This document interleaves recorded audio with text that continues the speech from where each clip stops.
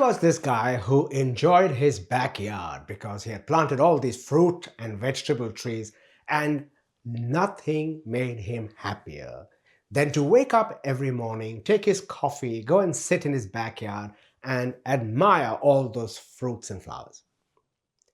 So you can imagine his absolute delight when one fine morning he spotted a cocoon. And he was so impressed that he pulled his chair close and started looking at it. He was filled with this sense of rapture. He was a great lover of nature. And he told his neighbor just across the fence, he said, "See, this is what I spotted. I'm so happy. A few more days, right? And the butterfly will come out." And his neighbor said, "Yes, yes, yes.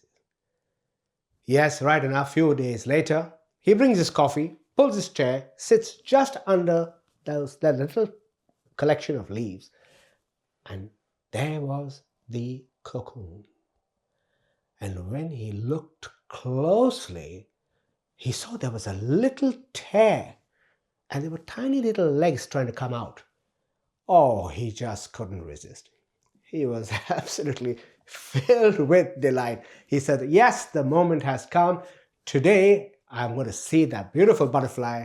He puts his coffee mug down, runs into the kitchen, comes out with a small little tiny pair of scissors. And then, being ever so careful not to hurt the creature, starts snipping away at the tear of that cocoon.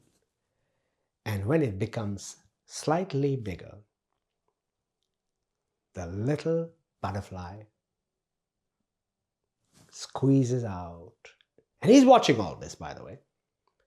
And then just drops to the ground in a little puddle of slime.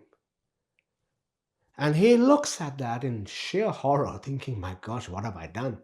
And then he thought maybe it'll dry up and then it'll start flying, it'll open its wings. But no. It just died.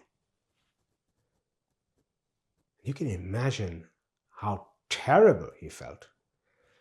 At that time, his friend was across the fence and said to him, "What happened?"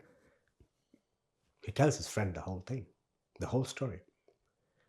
And his friend said, "Oh my gosh, what did you do? You don't know anything about nature. It is the struggle for the butterfly to come out. That is what makes it strong enough to face this world. And you thought you were helping. So by helping, you actually cut short the life of this creature."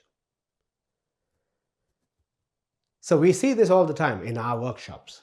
When I have young people coming in, or even middle-aged people who've never ever embarked on this new path leading to 100% success, they come in with their old methods. And I teach them the new ways. And of course, they have to go through exercises. I don't sell magic wands, I show you the path, but you've got to walk on that path.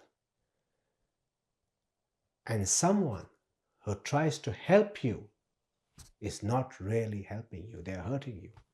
It is the walking on that path that makes you strong enough to handle that success that you are aspiring for.